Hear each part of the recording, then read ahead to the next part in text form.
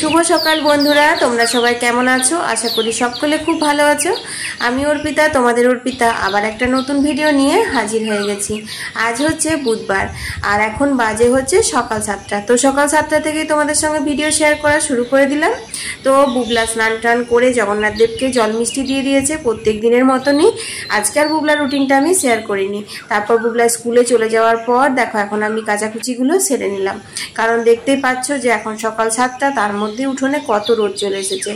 আর কি হারে যে রোদ গরমটা দিচ্ছে এই বছর, মানে কি বলবো। এই তো এক সপ্তাহ বৃষ্টি হলো, কত বৃষ্টি হলো, বেশ ওয়েদার চেঞ্জ হয়ে গেছিলো। ভাবলাম যে বোধহয় আর এরকম গরম পড়বে না, কিন্তু না, যেই না মেঘটা তুলেছে সেই আবার যে কার সেই গরম শুরু। আর এত ঘাম হচ্ছে যে কি বলবো তোমাদের। তো চলো, কাচাকুচিগুলো হয়ে গেছে, এবার ঘরের কাজগুলো সেরে নেওয়া যায়।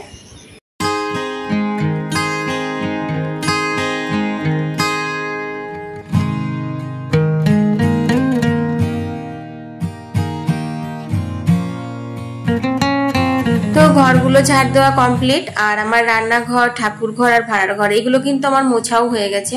ওই ঘরগুলো তো আমাদের কাজের বউ মুছে না, তোমরা তো জানো, ওগুলো আমি নিজেই মুছি। আর এই ঘরগুলো ও মুছবে, এই বারান্দাটা আর বৈঠকখানা ঘরটা তো আমি ঝাড় দিয়ে দিলাম। আর এখন আমি ঝাড়টার দিয়ে দেখো স্নান করে নিয়েছি। আর স্নান করে এখন আমি কয়েকটা তুলসী পাতা তুলে নিচ্ছি, কারণ তোমরা তো জানো যে জগন্নাথ দেব বলো, গোপাল বলো, এদের ভোগে তো তুলসী পাতা লাগেই। তো সেই কারণে তুলসী পাতা তুলে নিচ্ছি। আর ফুল তো সকালে তোলা হয়ে গেছে। তো চলো এখন আমি পুজোটা দিয়ে নেবো।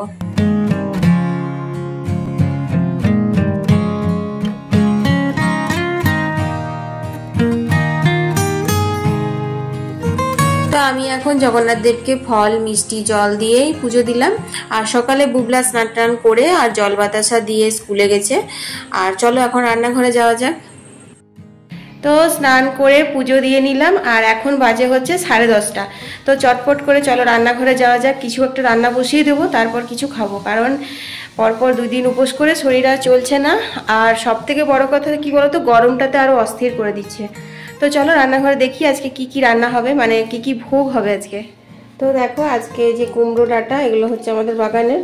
তো এই কুমড়ো ডাঁটার চচ্চড়ি করব। শাকগুলো কেটে জলে ভিজিয়ে রেখেছি।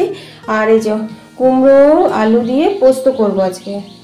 আর এখানে হচ্ছে যে আলু ভাজা, পটল ভাজা, কুমড়ো ভাজা আর কিঁদুরি ভাজা, এগুলো ভাজা হবে। আর ডাল হবে। আর একটা স্পেশাল রেসিপি বানাবো বন্ধুরা, এই যে ছানা দিয়ে আর কাঁচা কলা দিয়ে একটা দারুণ রেসিপি বানাবো।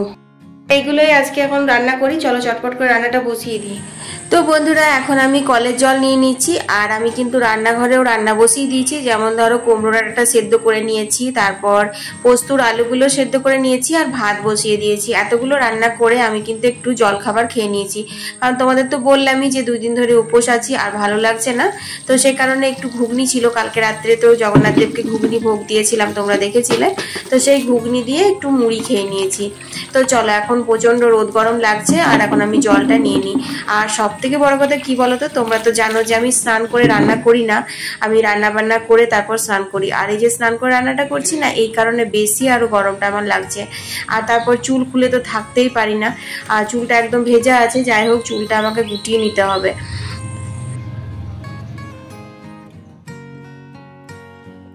তো চলো এখন ভাজাগুলো আগে ভেজে নিই। তোমাদের তো বললামই সেদ্ধগুলো হয়ে গেছে, আর ভাতটা ওইখানে হচ্ছে, ভাতটা এখন হতে দেরি আছে। ততক্ষণে আমি চটপট করে ভাজাগুলো করে নেবো। তো অনেক রকম ভাজা কেটেছি, তোমাদের সঙ্গে তো শেয়ার করলামই, আলু ভাজা, পটল ভাজা, কুমড়ো ভাজা, এগুলো। আর বন্ধুরা আজকের স্পেশাল মেনু হচ্ছে ছানা দিয়ে আর কাঁচা কলা দিয়ে একটা দারুণ কোপ্তাকারি বানাবো। তো কাঁচা কলার কোপ্তা এর আগের দিন তোমাদের সঙ্গে শেয়ার করেছিলাম লাইভ ভিডিওতে, তোমরা অনেক পছন্দ করেছো, অনেক ভালো ভালো কমেন্ট করেছো, তার জন্য অনেক অনেক ধন্যবাদ। তো চলো এখন আমি ভাজাগুলো ভাজতে ভাজতে তোমাদের একটা সুন্দর সুন্দর কমেন্টের উত্তর দিয়ে দিই।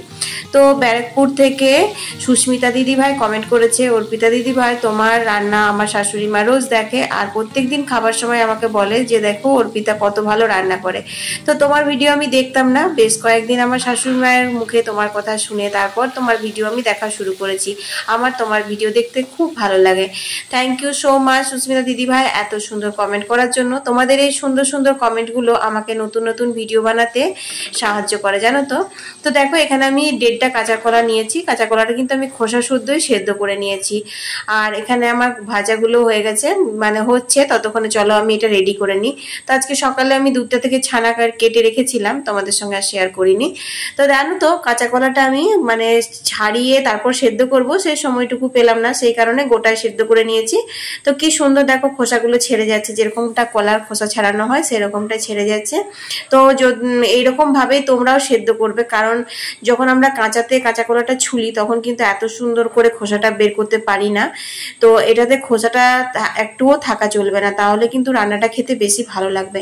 তো স্বাদ মতো নুন দিয়ে কাঁচা কলাটার সাথে একটু আটা দিয়ে আমি খুব ভালো করে এটা একদম প্লেন করে মেখে নেব।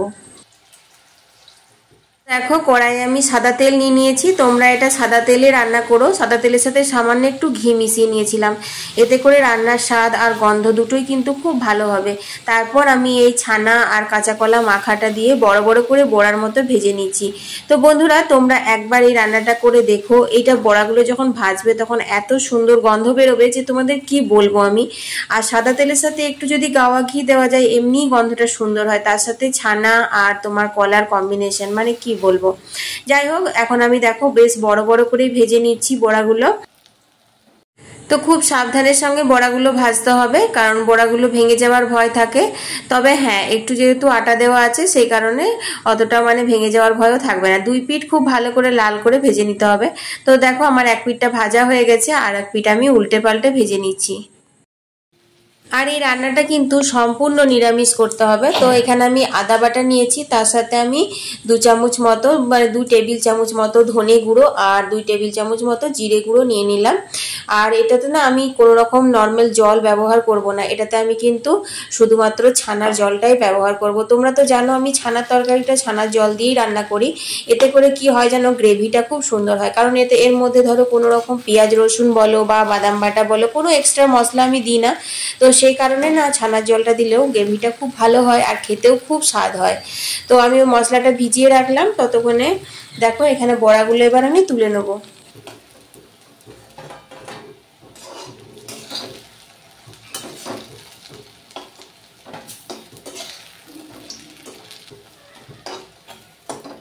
তো বড়াগুলো ভেজে তুলে নিলাম, সেই তেলেই রান্না করব। তেলের মধ্যে আমি গোটা জিরে আর তেজপাতা ফোড়ন দিয়ে দিলাম। তোমরা চাইলে গোটা গরম মশলাও ফোড়নে দিতে পারো, কিন্তু গোটা গরম মশলা আমার কাছে নেই তাই দিলাম না। তারপর আমি ভিজিয়ে রাখা মশলাটা দিয়ে দিলাম। তো এর মধ্যে ধনে জিরে আর তোমার আদা আর একটু হলুদ দিয়ে দিয়েছিলাম। তো যাই হোক মশলাটা এখন খুব ভালো করে কষিয়ে নিতে হবে যতক্ষণ না তেল ছেড়ে আসবে। আর ঝালের জন্য দিয়ে দিলাম একটু শুকনো লঙ্কার গুঁড়ো আর দিয়ে দিলাম মিষ্টির জন্য গুড়। তো বন্ধুরা তোমরা কিন্তু এই রান্নাটাতে গুড়টাই ব্যবহার করবে, কারণ গুড়ের কিন্তু একটা আলাদাই গন্ধ থাকে যেটা এই রান্নার সাথে খুব ভালো যায়। অনেকে আমরা আছে রান্নাতে মিষ্টির জন্য চিনি ব্যবহার করি, কিন্তু এই রান্নাটাতে চিনি একদমই ব্যবহার করা যাবে না।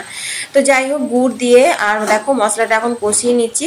তো মশলাটা কষাতে কষাতে এত সুন্দর গন্ধ বেরোচ্ছে যে তোমাদের আমি কি বলবো। তো এরপর আমি একটু জল দিয়ে দিলাম। তো জলটা কিন্তু আমি ছানার জলটাই দিলাম, তোমাদের বললামই যে এই রান্নাটা পুরোটাই আমি ছানার জল দিয়েই করব।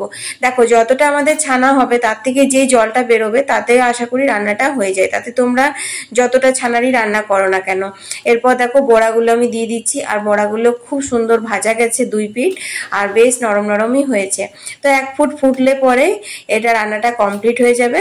তো দেখো এখানে ফুটে গেছে। এরপর আমি গাওয়া ঘি দিয়ে দিলাম 1 চামচ আর একটু গরম মশলা দিয়ে দিয়েছি। গরম মশলাটা দেওয়াটা রেকর্ডিং করাই হয়নি, মানে ভুলে গেছিলাম, তাড়াতাড়ির মধ্যে রান্না করতে হয়। তোমরা তো জানোই যে একদিকে কলের জল নিচ্ছি আর একদিকে রান্না করছি, তার সাথে মাথা খারাপ করা গরম, সেই কারণে ওটা রেকর্ডিং করা হয়নি।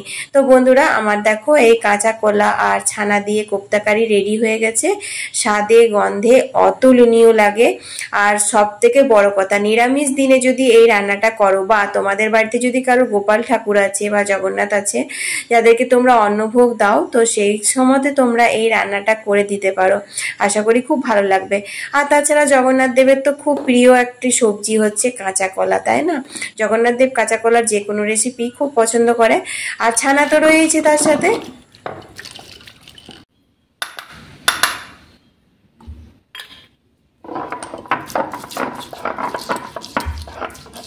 আর এখানে নুন ঝাল মিষ্টি দিয়ে আর কুমড়োটা সেদ্ধ করে তেল পাঁচফোড়ন দিয়ে আমি চাপিয়ে দিয়ে গেছিলাম। তারপর কালো সর্ষে বাটা দিয়ে দিলাম। এরপর এটা একদম জলটা মরে গেলে শুকনো শুকনো করে নামিয়ে নিতে হবে, তাহলে কুমড়োটা চচ্চড়ি রেডি। আর আজকে না মোটামুটি রান্নাগুলো সবগুলোই আমাদের বাগান থেকে তোলা। এই যেমন ধরো কুমড়ো ডাঁটার চচ্চড়ি করলাম, কুমড়োর পোস্ত করব, হ্যাঁ এগুলো সবই আমাদের বাগানের। তো দেখো এখানে তেলের উপর পাঁচফোড়ন দিয়ে কুমড়োগুলো দিয়ে আর ঝালের জন্য কটা কত কাঁচা লঙ্কা দিয়ে দিলাম। তারপর ভালো করে ভাজা ভাজা করে নিচ্ছি। আর আলুগুলো আগেই সেদ্ধ করে জল ঝরিয়ে রেখেছিলাম। তোমরা তো জানো আমি আলুটা তো সেদ্ধ করে জল ঝরিয়েই রাখি। তো যাই হোক, এবার আলু দিয়ে কুমড়ো দিয়ে খুব ভালো করে তেলে ভাজা ভাজা করে নিচ্ছি যতক্ষণ না কুমড়োটা সেদ্ধ হবে।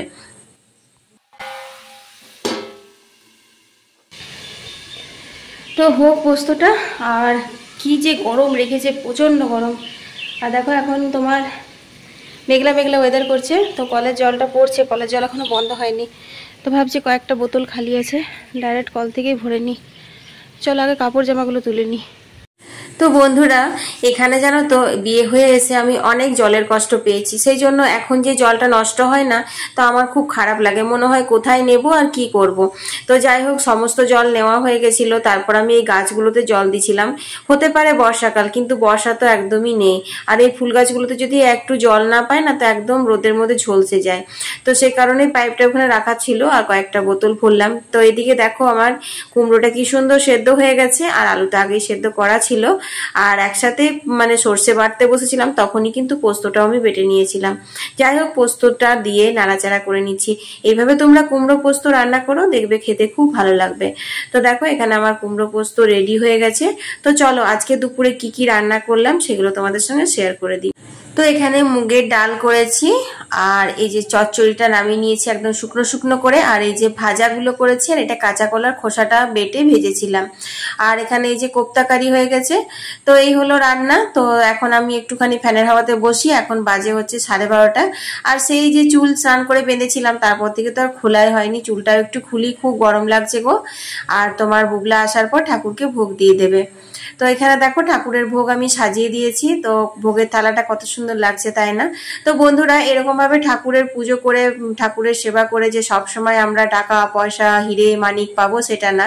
তবে হ্যাঁ, একটা জিনিস পাই, সেটা হচ্ছে মানসিক শান্তি। ভগবান মানসিক শান্তি দেয়, আনন্দে রাখে, এটাই আমি সব সময় চাই। সেই দুপুরের পরে আমি তোমাদের সাথে এখন কথা বলছি। এখন বাজে হচ্ছে 8:30। তো আজকে বিকেলে আর রুটি ফুটি করা হয়নি। একটুখানি বৃষ্টি হলো, কিন্তু অল্পই বৃষ্টি হয়েছে, আর খুব গরমও লাগছে। তো এই যে আটা মাখা রাখা আছে, তো রুটিগুলো করে নেবো এখন। আর তোমার সবজি আজকে রাত্রে কিন্দুরি ভাজা, মিষ্টি ফিষ্টি এসব দিয়ে জগন্নাথ দেবকে ভোগ দেবো।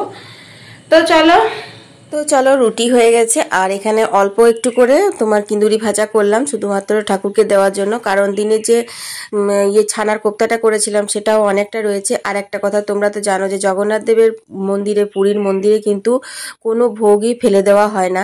ওখানে একটা পকাল ভাত বলে একটা ভোগ দেওয়া হয়, সেটা কিন্তু মানে বাসি ভাত, যেটা আজকের ভোগে ধরো যেটা ভোগে দেওয়া হলো না, সেই ভাতটা বেঁচে যায়, সেটা তার পরের দিন জল দিয়ে ধুয়ে তারপর ওটা একটা আলাদা রেসিপি আছে, তোমাদের সাথে আমি একদিন শেয়ার করব, সেভাবে ভোগ দেওয়া হয়। তো এটাই প্রমাণ করা হয় যে ঠাকুরের মানে এই জগতে কোনো জিনিসই মানে অন্ন একদমই ফেলে দেওয়া উচিত নয়, সেটা বাসি হোক বা টাটকা হোক সবটাই খাওয়া যায়। তো যাই হোক, আজকে এই ভিডিওটা এখানেই শেষ করে দিচ্ছি। এই হচ্ছে রাত্রের ডিনার। সবাই ভালো থেকো, সুস্থ থেকো। আবার একটা নতুন ভিডিও নিয়ে